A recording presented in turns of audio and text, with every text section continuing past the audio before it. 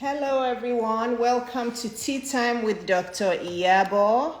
Welcome to Tea Time. Let me get my script. Yes, welcome to Tea Time with Dr. Iyabo. It is Tuesday, April 13th. Tuesday, April 13th. This is a special... Hello, everyone. This is a special edition of Tea Time with Dr. Iyabo on a Tuesday. I have the amazing Michelle Dempsey with me. We will be discussing how to get better after divorce, how to bounce back after divorce. Okay, there are too many women who stay in, mind my language, dead-end marriages. I'm not an advocate for divorce. But if it's necessary, sometimes you just have to do it. So I hope you guys can see me okay and hear me okay. If you can, just give me a thumbs up, okay? Yeah. After marrying, no man have power to separate. Yeah. So thank you all for joining in. Get your questions ready for Michelle. She will only be on with me for 30 minutes, so let's make use of those 30 minutes, okay? Yeah, and Michelle is there. I'm just going to bring her on right now so we can begin. So everybody, welcome to Tea Time with Dr. Iyabo, and here comes Michelle. Welcome everyone to Tea Time with Dr. Iyabo. I'm so glad you're all here on a Tuesday afternoon. Hi, Michelle. Hey, how are you? Good. How are you? I'm great. Thank you so much for having me.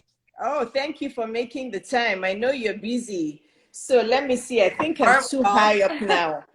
So let me see. Let me make sure that half of my head isn't cut off.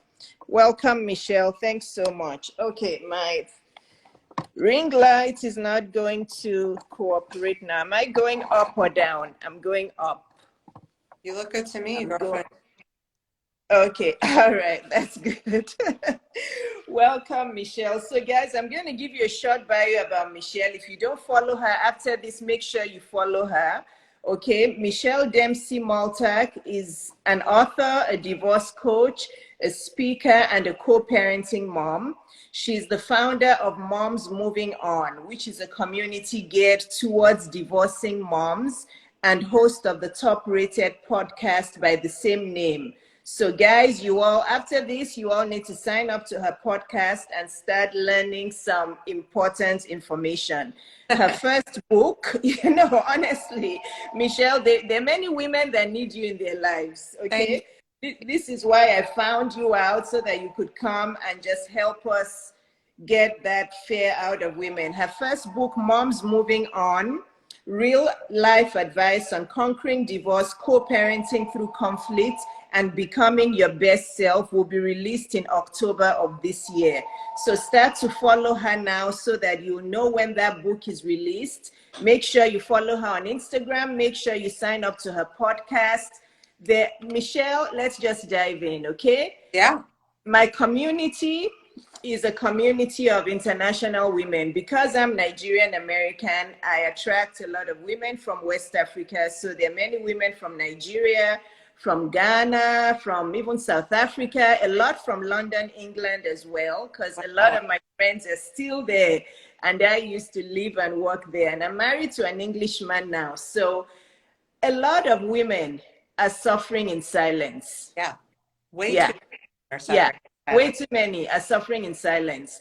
Then there's also the ones who are dating jerks, but we'll have to do that on a part 2. Maybe after your book is released in October, we will do another live to talk about your book, and then we'll talk about some dating tips. There's also those women who are single and divorced, who are just in the wrong relationship. So they're going to end up marrying those men, and they're going to be in big trouble. But today, let's talk about divorce. You've been divorced, I've been divorced. My life changed after I got divorced, honestly. But look at that smile. It changed. Oh, yeah. Oh, yes. Yes.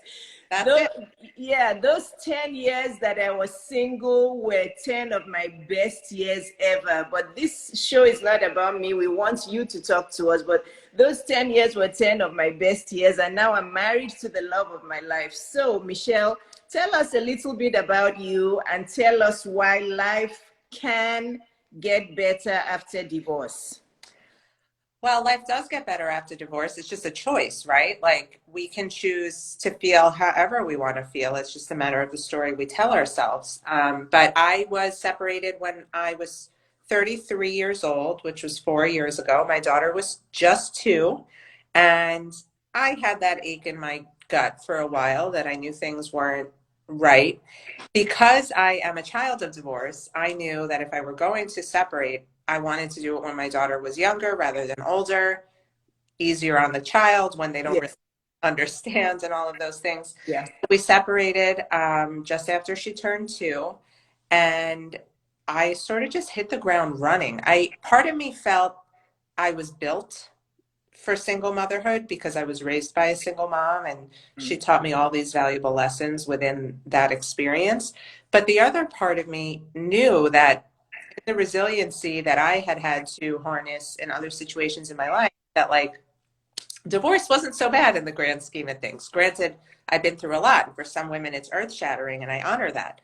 But because I was able to adopt that mindset, it became really important to me to be able to help other women and stop letting society tell them that divorce is the end of your life and it's a death and your kids are going to be ruined, because I'm still alive, you're still alive, you're smiling, Yes. I'm smiling. Yeah. Life's been good. And again, it comes down to making a choice. And I always talk about losing a job. Almost everybody watching this will be able to relate to the fact that they have either lost a job, left a job, or been fired at some point in their lives, right? So Yeah. what happens? It sucks. You get the wind knocked out of you. You go home with your box of stuff and your tail between your legs. And what happens? You find a new job. You brush Yeah. up your resume. You Yeah. put on your lipstick and your jacket and you go out and you interview all over again. You never Absolutely. stop working just because of Yeah. what that experience. And I sort of Right. like that to divorce. It's one chapter in your life ending, not your whole life. And so I work really hard to help women see that. Wonderful. So now let me get the dates right. You were divorced when you were 33. You're now 37. Yeah. How many years were you married? I was married 3 years, together for 4. We got married real quick. That was part of the. Okay. And your daughter or son was 2? My daughter was 2 when we separated. She's now 6. Okay. Okay. So now most women will usually give me 2 excuses, and I'm sure they give it to you as well. Okay. The most common excuse is the children. What about the children? What's going to happen to them? Kids from divorced homes don't do well. They go crazy. They have problems, which is partially true, partially. Okay. Because I'm a pediatrician. However, there are more kids in homes with the mom and dad who are crazy. They're, no, honestly, because well, in my 17 years of being a pediatrician, I have seen many kids who are not doing well, and they're in homes with a mom and a dad. Right. Okay, yeah. I was So just talking to my husband about this last night because yeah, my stepdaughter has a friend who's in a beautifully intact home, but is yeah, not making good decisions at this point in her life. And we laugh like, oh, see, it's not just the kids of divorce that ends up doing what teens do. But what I believe and what I've seen to be true and what I know from my own experience as a child of divorce is that mm-hmm, it's not the divorce that messes up our kids, doctor. It's the mm-hmm, way we handle life thereafter. If your child sees if your child sees you sitting around crying, blaming her inability to do anything because daddy hurt her, daddy's an asshole, daddy doesn't love me, daddy this, daddy that, it's all daddy's fault. What does that teach our children? yes, One thing yeah, happens and the world ends. No. But when you have two adult people who are emotionally evolved enough to say, let's put our differences aside, focus on what matters, our kids, they yeah, very often end up thriving more than the kids in two family homes where there's poor communication or attention or lack of intimacy and all of those things. So I don't know. They say happy wife, happy life. I think happy mom, happy kids. So whatever you have to do in order to be happy, you have to do that. Yes, absolutely. And I agree with you that it's how you deal with life after divorce that either hurts or does your kids good. However, I even think the most crucial part is once you realize you're in a bad marriage, you've tried counseling and all that isn't working, you're sleeping in separate bedrooms, before it gets bad, too bad, is when you need to get a divorce. Because I feel that where the harm happens is when kids are seeing all the malice in the house, sleeping in separate bedrooms, yelling, shouting. I mean, I don't know how many times my older daughter yelled at us to stop fighting. You Oh, know, she, she still gets counseling, once on and off now. My younger daughter is still in counseling too, because I know that that was terrible for them. Seeing the fighting, the yelling, she would literally shout at us and say, if you guys can't get along, just get a divorce. yep. So that's what I tell women, that if I was going to do anything differently, I would have gotten a divorce much faster. But I was from a home that my mom and dad were together. So I was trying my best to just make it work. I was trying, I was suffering in silence, but it came to a point where I'm like, okay, it's either I lose my life, from this marriage because I'm so depressed, or I just move on. So, so how, Michelle, if there are women on here, because I know they had messaged me before we started, who are going through what we're discussing: bad marriages, poor marriages, infidelity on the side of the husband. I'm not saying women don't cheat, women cheat too, but some of these women are in those relationships. What do you say to that woman who is depressed, distraught, and is still putting up with misery?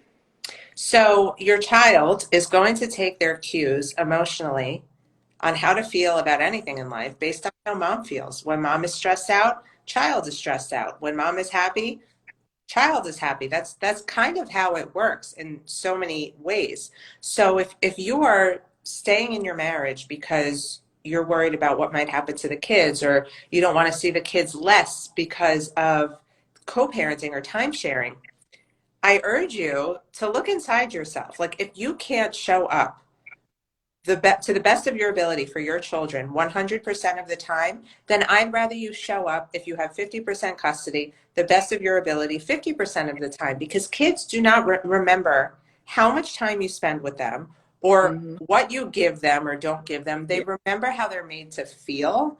And Yes. a kid around a stressed out parent is no bueno, we say. I mean, it is not good. And too many women hold themselves back because they're scared of co-parenting. And when they do finally have to take that leap, I can't tell you how many women I work with who are they want to leave, but they're scared to leave. And then all of a sudden, husband has an affair and now it's over. Now they have to deal with it. And they're like, Yeah. God, if I knew I was going to be so much happier and feel so much more free outside of this marriage, I would have left years ago. I'm able to be more present with my children. I'm not constantly stressed out. I'm not I worrying. know. They get the best of me now. And so that's something that, I mean, you got to live it to learn it, kind of, but Yeah. I'm preaching it because it's important. Yeah, and you guys can see both of us here. I'm about to be 51 in a week or 2 weeks. Well, you look good. Thank you. Thank you. Yeah. Well, I'm aging backwards. When I was married in my 30s, I looked like I was 50. Same, Yeah. same. Honestly, when I look at pictures of myself then, even my daughters, they're like, Mom, you look so old then. I'm like, yeah, because I was stressed out. So what you just talked about, Michelle, Asia PRN, I don't know how to pronounce her name. She's saying that now. She's saying that her excuse is more, I don't want to be away from my kids half the time, and he's also not the best father. Can you please clarify, help her I, out with her situation? I can. I have seen an amazing thing happen, not just in my personal experience, but in the hundreds of women I've worked with at this point. They'll all come to me and say, how am I supposed to co-parent with him? He doesn't lift a finger. He doesn't wake up in the morning. He doesn't do this. He doesn't do that. You know why he doesn't do that? Because he has you.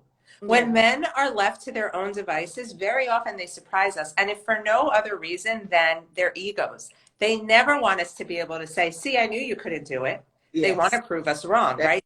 So many times I see dads step up and become the best version of themselves as fathers. I think my ex-husband, who wasn't a bad dad before, he is the best version of himself as a father, A, because he has to be, B, because he wants to throw it in my face, and C, because he knows our daughter deserves it. And I don't know that many men get that opportunity when mom is always in control and mom's doing all the things and they know they have us to fall back on. So you may very well be surprised by how this man in your life steps up, if for no other reason than to prove you wrong. okay, so you got that, Asia. Okay, you got that. So don't use that as an excuse. Life is short. Okay, you need to start living a happy, peaceful, fulfilled, purpose-driven life, and not just waste it away because of that. Now, the second excuse I get, Michelle, is money.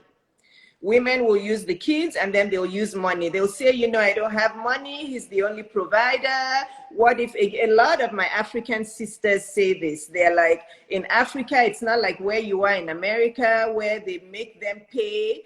If I get divorced from him, he may not ever look back or support me. What do we say to those women? First of all, it's scary to know that you may have to support yourself. I'm not going to deny that. But there are so many resources now for women that can help not only mitigate the pain, but help them come up with a strategy and a plan to be able to support themselves in whatever capacity. Yeah. There's two women that I've worked with. Their company is called My Divorce Solution, and it helps women better understand finances, what kind of money they need to make in order to be on their own, what they're entitled to from their ex-spouses. Granted, I don't know the laws in West Africa, but I do know we're in an age in our society where no matter where you are in the world, you can find employment virtually. You can, step outside of your comfort zone and say, I'm going to try something new because I have to. I was Yes. in the midst of building my own business. I left my full-time career just before my marriage ended, which in hindsight was really risky. I wanted to build my own business. I wanted to be a solopreneur, and I was just growing enough to pay my rent when I got separated, and then I had to hustle 10 times harder because it was scary. Yeah. Um, but you want to have a plan financially. So if you don't have any money saved, don't leave until you do. Even if you put away 5, 10, $15 every week, anything you can square away, you want to have enough for 3 to 6 months on your own. Yeah. And also, this is also a time where you can't be shy to ask for help. Maybe it's Yes. Yeah. parents who are willing to take you back in, or you Yeah. have a friend who says, hey, I'm not using my spare bedroom, please. You can't be shy to ask for help. You can't let pride get in the way right now. Yes, absolutely. I like that part. We have to ask for help. My parents helped me a lot. Even though I was a doctor, I had my practice, but they helped me with money and with support and a lot. So women, ask for help. You'll never know. And there's something Michelle said. Look into businesses virtually. This is a new age with the pandemic and everything. I will keep on repeating myself, women, look into virtual businesses that you can start doing, especially if you're in a toxic marriage now. That is a good thing to do. Okay, there's some questions here before I go on, but while I'm reading them, Michelle, why do women stay in toxic marriages? There's a lot of reasons why. The simple answer is fear, um, anxiety of the unknown, right? But Mm-hmm. underneath it all, let's say you have a woman who was brought up in a toxic home. Dad was always abusive to mom. Maybe she was abused by a parent or a family member. And all she knows is a cycle of toxicity, the anger and the apology, and the anger and the apology. And all her self-esteem is so destroyed from her childhood that she takes any attention as good attention. That's trauma bonding. And so a lot of people will say, even if they leave the toxic relationship, they'll jump into another relationship where it's happening all over again because they haven't done the work to heal themselves of whatever caused that trauma bond or the childhood trauma that led them to attract men like their dads or women like their mothers. Mm-hmm. I think there's a fear in leaving that because when you do leave that, you have to do the work in order to stop the cycle from perpetuating. Mm-hmm. and you take your comfort from the highs and the lows. It's a sick thing. I used to be involved in that big time, big time. I'm a typical girl with daddy issues. My dad wanted nothing to do with me. So what did I do? I went out and looked for love in all the wrong places. And even the worst relationships made me feel more fulfilled than not, which is sad. And I had to break that cycle after my marriage simply because I didn't want my daughter to see that. But of course, the fear was like, this is all I have ever known, abuse and the honeymoon period, in my childhood. And then in my marriage, it was more just like unhappiness, happiness, unhappiness, happiness. And so there's a beautiful thing that happens when you break that cycle. As you know, you can live Yes. a happy, harmonious life, like Right. where you're not fueled on drama. I know. I know. Okay. So Ajua says, how do you make a man responsible when you both don't live together and the kids are with mom because they're young? Well, honey, we can't make a man do anything, as we've learned. If we could, none of us would be divorced. But I think if this man doesn't want to take responsibility for his children, that's that. It's sad and it's awful, but fuck him and the horse he rode in on. We don't need him. Mom is enough. Single moms raise strong, thriving children all the time. But if he wants to play a role, let him. If he doesn't do it the way you like, you got to learn to give up control, because there is a beauty in that as well. I'm always talking about giving up control and co-parenting because Yeah. nobody's more controlling than me, or at least I was, and I was only making myself sick with that. Like, he didn't put her to bed at 8 o'clock. It was 8:07. Oh my God! Like, I was making myself insane until I Yeah. realized, you know what? If my child's basic needs are met, if her Mm-hmm. father truly loves her, if he's doing what he thinks is the best for her, Mm-hmm. I'm blessed, right? Yes. If Yes. he to be in their lives, take it and run. If he doesn't, there's really no way to force him to want to be. All you can do is step up and be the stable, consistent lighthouse for your children that they need. Yes. Michelle dropped a really, really important gem there, guys. You have to let go of control, even for those of us who are married. And I want to tell you that because we're probably similar in personality. I like things done a certain way. But okay, Sorry, but April 27th.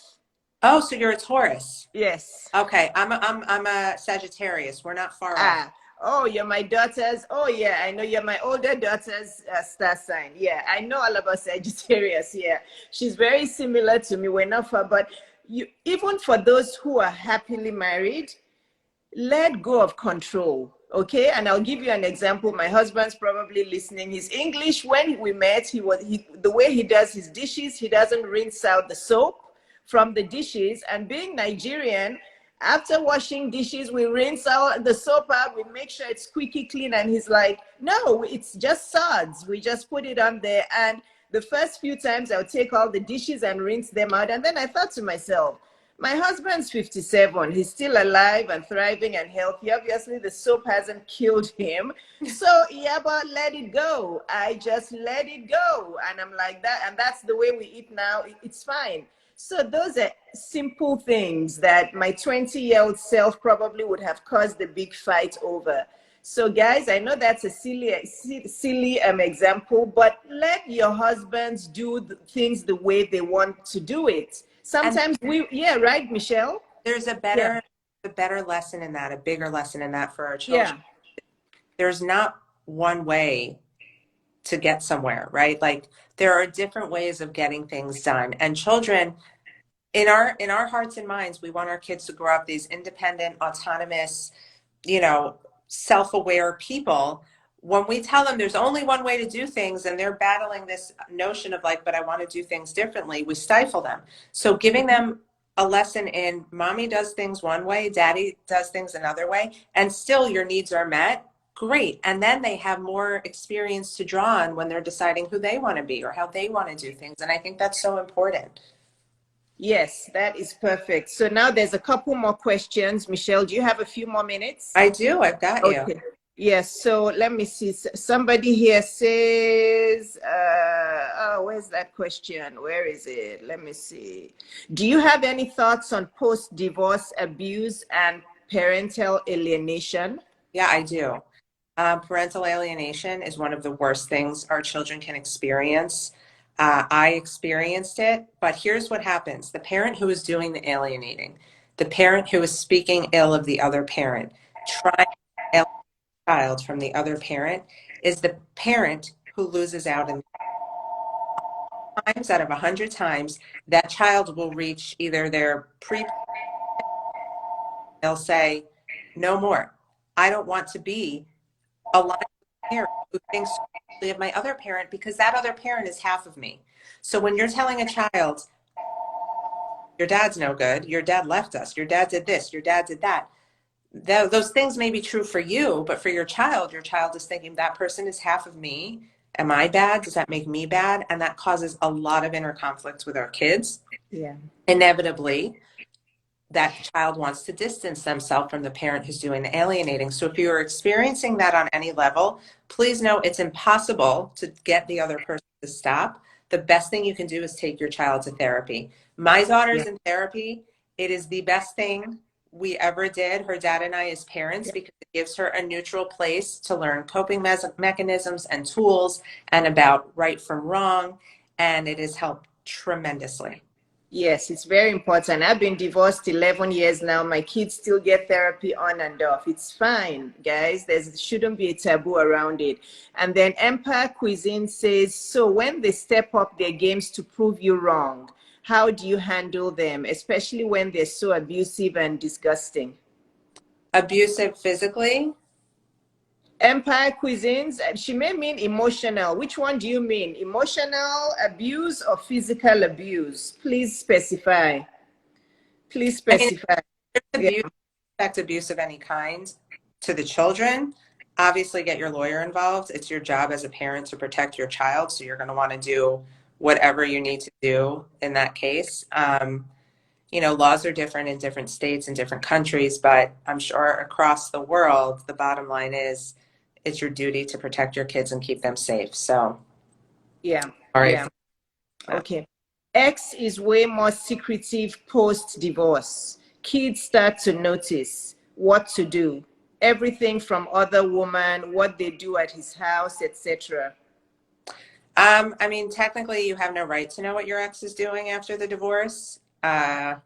Again, if you think his behavior is affecting the kids negatively, it's not your job to say, yeah, dad's an asshole. You're right. It's your job to say, well, we don't understand why dad is behaving this way, but maybe let's go talk to someone about it who can help us deal with what this feels like. Because really, neither one of you should have access to each other's personal lives after you get divorced. There's a huge Yes, boundary that needs to be set there. absolutely. Yes. And Empire Cuisine says verbal abuser. Verbal abuse to the children. To the children or to you? To the children or to you? While she's answering that, can I ask you this, Michelle? So some women will say, why live a bad marriage when all men are the same?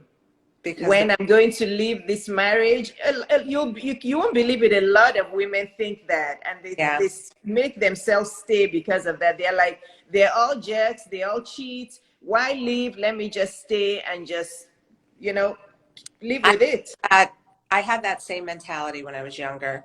Um, my dad cheated on my mom horribly. Like he was living a double life and he had women all over the place. And my mom, when she entered a new relationship after him, which was years later, I was a teenager, and I said, "Why would you do that to yourself? Like, aren't you scared the same thing is going to happen?" And she said, "No, not all people are bad and not all people are out to hurt you. And I know better now. I know what to look for now. I know who I am now." My mom was very young when she got married the first time. She was from another country and barely spoke English, and she had evolved past that relationship enough to know that there's good in the world. Sometimes Yeah. it's only the bad that's broadcasted to us, but there are plenty of happily married people. There are still love stories, and there are still ways to make things work in your life, even after divorce. Yeah. So she says that he tells the kids bad things about her. I see that. Well, that's a form of parental alienation, and that should be brought up not only with your lawyer because it's in violation of your divorce agreement, but also your kids would benefit from therapy. If you can't afford therapy, I highly suggest contacting the social worker or guidance counselor at your kid's school. Let them know what they're experiencing, and that professional will be able to start a conversation with them that will be impactful. Okay, couple more statements and questions. So going back to what you said with women who say all men are the same, can you give me one strong statement for those women? Because there's an epidemic of them who say all men are the same. Let me just stay in this bad marriage. Iyabo, I'm telling you, there's no point leaving. Can you say one thing to those women? Because I know some of them are really suffering. Saying all men are the same would be like saying, Yes, saying all men are the so they're in toxic marriages, and I'm telling them nothing has worked. Leave and move on. There's a good man out there for you, and they're like, there isn't, because all men are the well, same. They're all just. but maybe it doesn't have to be about having a good man out there, but it's about understanding that the same way that saying all men are the same is like saying all women are the same. All children are the same. It's so stereotypical, and we're in an age in society where we know better than to stereotype. And Yeah, sure, many men cheat, but there are signs to look for when you're back out in the world again. Is this a man that can cheat? What that usually comes from feeling insecure, undealt with childhood trauma, personality disorders. You have to pick wisely. You have to do the work to make sure you're not attracting the same guy, because you will have the same guy if you don't look inside yourself. And yes. understanding that the same way, everybody looks different in this world. Everybody is different internally. And it would be silly to sell yourself short with that kind of short-sightedness. Okay, I'm going to ask you two more questions, and then guys, you'll have to follow Michelle and get to her, sign up for her. I think you have a program, right, for women. Yeah. So a lady from Miami says her ex smokes marijuana. She's concerned that the marijuana is going to be around her baby. What does she do? It's illegal in Miami. I'm wondering if he has a medical marijuana card, because it is actually now legal in Miami. But again, if you're ever worried about your child's safety, something to bring up with your lawyer, the judge handling your case. There are ways to deal with that. You can if he tests positive for using drugs and he doesn't have a medical marijuana card, you can request supervised visitation. The idea is not necessarily to take your child away from the other parent. It's seeing how putting things in place to make that other parent better for their child. So that's definitely something to explore. If you live in Miami, feel free to reach out. I'll give you some more resources. Yeah. Okay. Inside My Vanity, did you hear that? So please reach out to Michelle after this. And then my dearest younger sister, Winning with Winnie, says, what are some signs that it's time to leave versus working on the relationship?